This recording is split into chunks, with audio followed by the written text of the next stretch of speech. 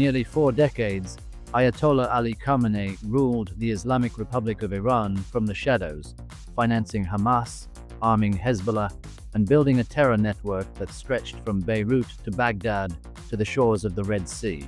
He was the architect of Iran's nuclear ambitions, the man who ordered the massacre of 30,000 of his own citizens in January 2026, and the single greatest obstacle to peace in the Middle East for an entire generation. And on the morning of February 28, 2026, the combined intelligence power of the Central Intelligence Agency and Israel's Mossad finally caught up with him, not in some remote hideout, but in the heart of his own capital city, Tehran. This is the story of how the most protected leader in the Middle East was tracked, cornered, and eliminated in broad daylight, and how 2 intelligence agencies pulled off what many believed was impossible. To understand how the CIA and Mossad found Khamenei, you first have to understand just how hard this man was to find. Because the supreme leader of Iran had spent decades perfecting the art of disappearing. After Israel's 12-day war against Iran in June 2025, during which American B-2 bombers obliterated Iran's nuclear enrichment facilities at Fordow and Natanz, Khamenei became a ghost. He withdrew from public life almost entirely, canceling meetings with Iran's elected president, ending regular appearances, and retreating deep underground into a network of bunkers and tunnels beneath Tehran. His primary bunker was located in a compound in central Tehran, and it was engineered to survive anything the modern world could throw at it. Buried so deep underground that the elevator ride to reach him took more than 5 minutes. Reports described the facility as a super bunker, located in the Lavizan district, protected by anti-aircraft systems and connected by an extensive web of interlocking tunnels that formed an underground nerve center for the regime. Some intelligence assessments suggested the bunker was buried between 90 and 100 meters below the surface, deeper than many subway systems, deeper even than Iran's fortified nuclear facility at Fordow.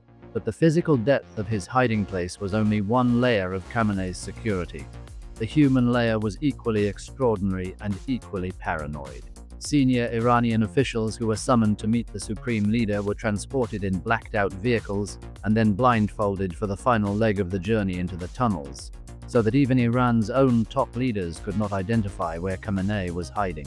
An Islamic Revolutionary Guard Corps member confirmed to Iran International that Ali Larijani, the secretary of Iran's Supreme National Security Council and one of the most powerful men in the country, was blindfolded before being taken to meet Khamenei, ahead of a diplomatic trip to Oman. Khamenei's 2 sons managed the regime's daily operations from outside the bunker, Mojtaba handling contacts with senior regime figures, and Masoud managing routine office affairs, creating yet another buffer between the supreme leader and the outside world. Multiple entrances to known underground facilities in Tehran and Isfahan had been covered over or buried in early February 2026, as satellite imagery confirmed, specifically to complicate any attempt at aerial bunker-buster strikes. In short, Khamenei had built the most elaborate personal security apparatus of any leader on Earth. A man who could not be found, could not be reached, and could not be killed by any conventional means. But the CIA had been watching, and their intelligence penetration inside Iran had become far more developed than anyone in Tehran understood. According to 5 people familiar with the operation who spoke to CNN, American and Israeli intelligence agencies had been secretly monitoring Khamenei for months, tracking where he lived, whom he met with, how he communicated, and where he might retreat under threat of attack. The surveillance operation was methodical and patient, with analysts mapping Khamenei's daily patterns and identifying the rare moments when the supreme leader might be vulnerable, because even the most paranoid man in the world has routines he cannot fully escape. As far back as June 2025, during the planning for the American strikes on Iran's nuclear facilities, President Trump had publicly boasted that the United States knew exactly where Khamenei was hiding and could have killed him at any time. A former US official later confirmed that this was not bluster. The intelligence was real, and it was based on the same network of sources that the CIA would rely upon 9 months later when it mattered most. But in June 2025, Trump had decided not to pull the trigger. An Israeli assassination plan targeting Khamenei was vetoed by the American president, who wanted to preserve the option of diplomacy with Tehran. That decision gave the CIA 9 more months to refine its intelligence, and according to officials briefed on the operation, the information only got better with time, more precise, more confident, more granular in its detail. The Mossad was running its own parallel operation, building on the institutional expertise it had developed through a series of stunning, targeted killings that had reshaped the Middle East over the previous 2 years. In September 2024, Israeli intelligence had tracked Hezbollah leader Hassan Nasrallah to an underground command center beneath Beirut's southern suburbs. A man who, like Khamenei, blindfolded his own visitors and hadn't been seen above ground since the 2006 Lebanon War. Israeli jets dropped over 80 bombs to penetrate that bunker and kill Nasrallah, and the operational lessons learned from that strike, the intelligence techniques, the precision targeting, the ability to locate leaders buried deep underground, were directly applied to the hunt for Khamenei. Israeli military intelligence had also eliminated Hamas leader Yahya Sinwar, Mohammed Deif, and dozens of senior commanders across Lebanon, Gaza, and Yemen, each kill refining the art of what analysts now called precision decapitation. By early 2026, as the United States amassed the largest military buildup in the Middle East since the 2003 invasion of Iraq, the CIA and Mossad were keeping tabs not just on Khamenei, but on every senior political and military leader in the Iranian regime. They knew that Iran's top officials rarely gathered in the same place as the supreme leader, a deliberate security measure designed to prevent a single strike from wiping out the entire leadership. And they were watching for the one moment when that discipline might slip. Then, in the final days of February 2026, the breakthrough came. The CIA learned that a meeting of Iran's most senior military and political officials had been scheduled for Saturday morning, February 28th, at a leadership compound in central Tehran. The compound housed the offices of the Supreme Leader, the Iranian Presidency, and the Supreme National Security Council, a symbolic and operational center of the regime's power, located in the heart of the capital.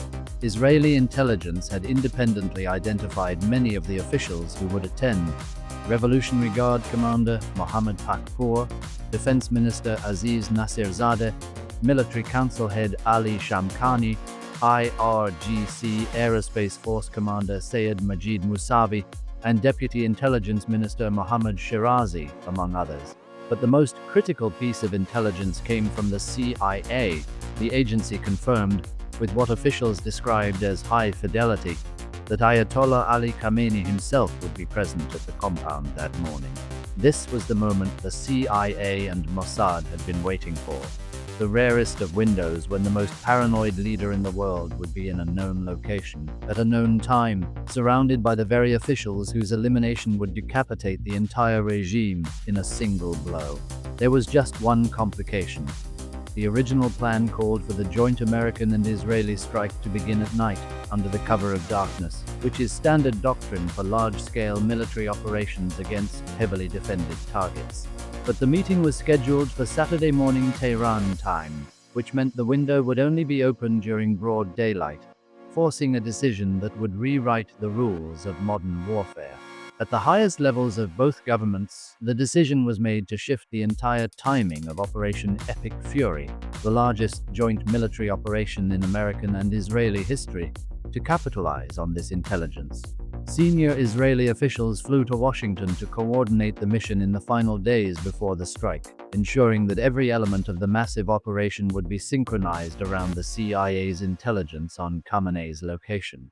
On Thursday, February 26th, American envoys Steve Witkoff and Jared Kushner called President Trump from Geneva, where a final round of nuclear negotiations with Iran had collapsed. Tehran refused to fully dismantle its enrichment capability, and the diplomatic window slammed shut.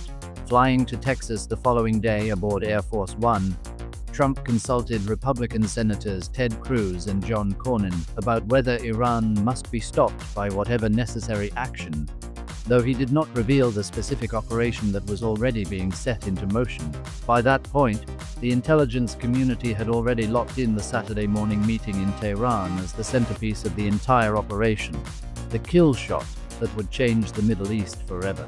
At approximately 6 o'clock in the morning, Israel time on February 28, Israeli Air Force jets roared off their runways, armed with long-range, precision-guided munitions designed to strike targets hundreds of miles away. The strike package was surprisingly small. Relatively few aircraft were needed, because the intelligence was precise enough that overwhelming force was unnecessary when surgical accuracy could do the job. Simultaneously, across the Middle East, American forces activated Operation Epic Fury, launching Tomahawk cruise missiles from warships in the Persian Gulf, HIMARS rockets from land-based launchers, and for the first time in combat, low-cost one-way attack drones from Task Force Scorpion Strike. The opening American strikes targeted Iran's integrated air defense network, radar systems, and command and control infrastructure. The goal was to blind and deafen the entire country so that the Israelis could reach their target in Tehran without interference. 2 hours and 5 minutes after the Israeli jets took off, at approximately 9:40 in the morning Tehran time, long-range missiles struck the leadership compound in the heart of the Iranian capital. The attack hit multiple buildings simultaneously, one containing the senior national security officials gathered for their scheduled meeting, and another nearby building where Khamenei himself was located. According to Israeli media, Khamenei was underground at the compound but had made a fatal error. He was not in one of the two deepest bunkers that only American 30,000-pound bunker-buster bombs could have penetrated. An Israeli source told CNN that the overly cautious supreme leader had paradoxically felt less vulnerable during daylight hours and had let down his guard, a miscalculation that would cost him his life. Israeli jets dropped 30 bombs on the compound in the opening minutes of the assault, obliterating the entire complex and everyone inside it. At the same time, strikes were carried out at least 2 other locations across Tehran to ensure that no senior leader could escape. A coordinated wave designed to eliminate every possible exit route. The Israeli Defense Forces later confirmed that within 60 seconds of striking Khamenei, they had killed 40 key Iranian military commanders, including the heads of the Revolutionary Guards, the Defense Ministry, and the military chief of staff. Ali Shamkhani, one of the most powerful men in Iran, and the official who had been blindfolded just days earlier to meet Khamenei in his supposedly impenetrable bunker, was killed alongside the supreme leader he had served for decades. Members of Khamenei's own family, his daughter, grandchild, son-in-law, and daughter-in-law, perished in the destruction of the compound. Shortly before midnight Tehran time, an Israeli official confirmed that Khamenei's body had been recovered from the rubble and positively identified, and a photograph of the remains was reportedly shown to Prime Minister Benjamin Netanyahu. President Trump took to Truth Social to announce the death, writing that Khamenei was one of the most evil people in history, and that he was unable to avoid our intelligence and highly sophisticated tracking systems. There was not a thing he or the other leaders that had been killed along with him could do. Iranian state media initially denied the supreme leader was dead, with the foreign ministry insisting Khamenei was safe and sound, and state news agencies claiming he was steadfast and firm in commanding the field.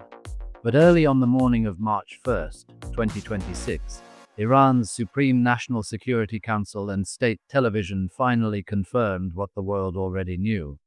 Ayatollah Ali Khamenei, the supreme leader of the Islamic Republic of Iran for 36 years, was dead. A news anchor delivered the announcement in tears, and the government declared 40 days of national mourning and 7 days of public holidays across the country. In the streets of Tehran, the reaction split Iran's soul in two. Thousands flooded Engilab Square in Greece, waving flags and chanting that the Lion of God has been killed, while in other neighborhoods, Iranians danced, set off fireworks, and toppled statues of the Islamic Republic's founders. One young Iranian man, speaking in a video smuggled out of the country, captured the sheer magnitude of the moment with 3 simple words. "Hello, New World." The operation that killed Khamenei was later described by Israeli analysts as perhaps the largest targeted killing in the history of warfare, a strike that eliminated an entire regime's leadership in a single morning, executed in broad daylight. at a distance of over 1,000 miles. It was the product of months of patient CIA surveillance, years of Mossad operational refinement, and a single piece of intelligence that arrived at exactly the right moment. Proof that no bunker is deep enough, no security detail paranoid enough, and no leader powerful enough to hide forever from the reach of American and Israeli intelligence.